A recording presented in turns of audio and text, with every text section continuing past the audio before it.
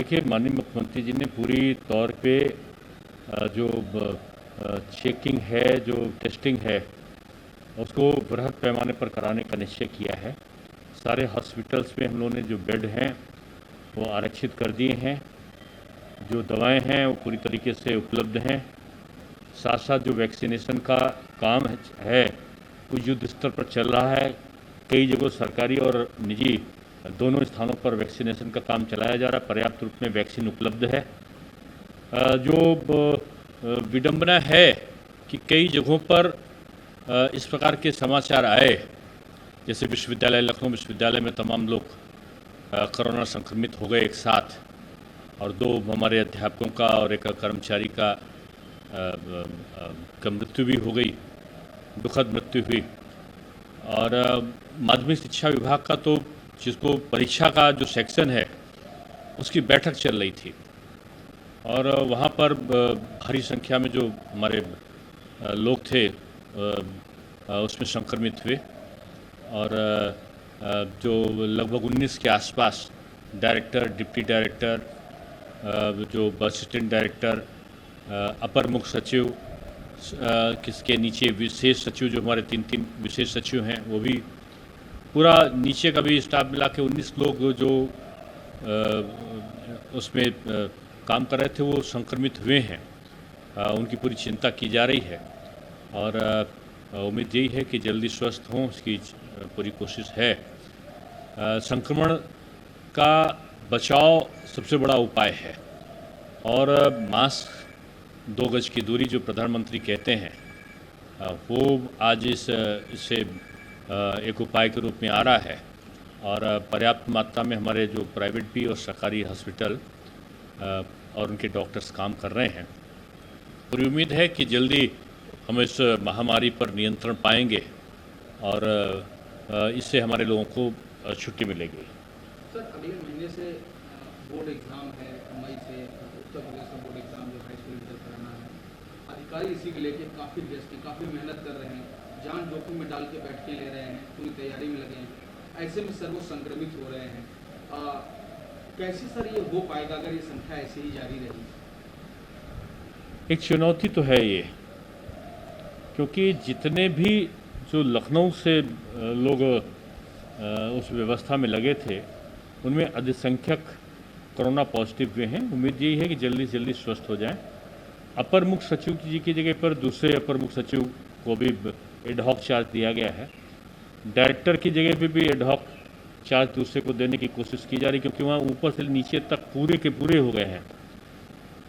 इसी तरीके से विशेष सचिव का काम भी उनके नीचे के लोग देख सकें, उसकी व्यवस्था की जा रही है।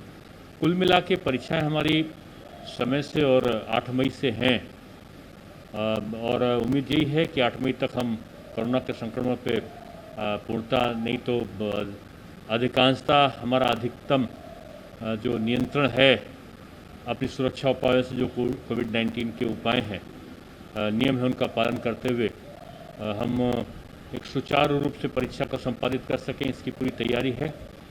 और जल्दी ही वैकल्पिक व्यवस्था करके हम उसकी समय से परीक्षा हो, उसकी तैयारी में लगेंगे। सर, एक बड़ी खबर एक बनारस से आई है। यहाँ पे बनारस के जो स्थानीय कोर्ट ने ये आर्डर दिया है कि पूरा जो परिसर है, जो काशी विश्वनाथ मंदिर और जामजाफी मस्जिद, उसका सर्वेक्षण हो। काफ़ी दिनों से सर ये मांग थी, काफ़ी याचिकाएँ पेंडिंग थी। क्या कहेंगे सर, क्योंकि बहुत महत्वपूर्ण कड़ी है ये? देखिए, हर तरफ सबके कामों का विभाजन है। माननीय न्यायालय की अपनी कार्य पद्धति है, वो क्या निर्णय करता है। सरकार का कर्तव्य है कि न्यायालय जो आदेश पारित करे उसका हम अनुपालन करें। तो इसमें न्यायालय में जो चीज़ चल रही है उसके बारे में मुझे कोई टिप्पणी नहीं करना है। न्यायालय अपने परीक्षण करके अपना निर्णय करेगा। सरकार अपनी जो विधिक प्रक्रियाएँ हैं उनको अपनाएगा, हर जगह पर अपनाता है, और उनके अनुसार काम का संचालन हम करते हैं। सर, बंगाल से पश्चिम बंगाल में चुनाव प्रचार तो जोरों पे है और हिंसा तो देखी ही जा रही है। इलेक्शन कमीशन में भी बहुत लाग डाट लगी है। कभी बीजेपी वाले जा रहे हैं तो कभी टीएमसी वाले जा रहे हैं, कभी ममता बनर्जी को नोटिस आ रही है तो कभी बीजेपी के शुभेंदु अधिकारी को नोटिस आ रही है। क्या कहेंगे सर? देखिए, चुनाव शांतिपूर्वक और आपसी सामंजस्य और समन्वय के साथ संपादित होने चाहिए, लेकिन जिस तरीके से तृणमूल कांग्रेस ने हिंसा का रास्ता अपनाया है, वो उनके भविष्य में होने वाली हार का पहले से एक तरीके से वो आशंका उनको लग रही है अपनी हार की। इसके कारण वो हिंसात्मक तरीके से पेश आने लगे और ताज्जुब होता है कि माननीय मुख्यमंत्री जी अपने भाषण में सांप्रदायिक, हमारा संविधान नहीं कहता कि हम हिंदू और मुसलमान करें, उन्होंने तो स्पष्ट रूप से कहा कि मुसलमानों बीजेपी के खिलाफ एक हो जाओ या मुसलमान हमको वोट दे। इस प्रकार की जो अपील करी है वो मैं समझता हूँ उचित नहीं है। धर्म के आधार पर कोई भी अपील करता है तो वो उचित नहीं है। और ममता जी चुनाव को जीतने के लिए अगर वो हिंदू और मुसलमान का रास्ता लेती हैं तो मैं समझता हूँ ये गैर संवैधानिक है। चुनाव आयोग ने संविधान इसको संज्ञान में लिया है, निश्चित रूप में उसके प्रति उनको जवाबदेह चुनाव आयोग के प्रति भी बनना पड़ेगा और जनता के प्रति भी जवाबदेह बनना पड़ेगा। जनता उनसे जवाब पूछेगी कि आप धर्म के आधार पर जो बांटना चाहते हैं तो आपको हम वोट क्यों दें। ये जनता प्रश्न चुनाव में जरूर पूछेगी उनसे।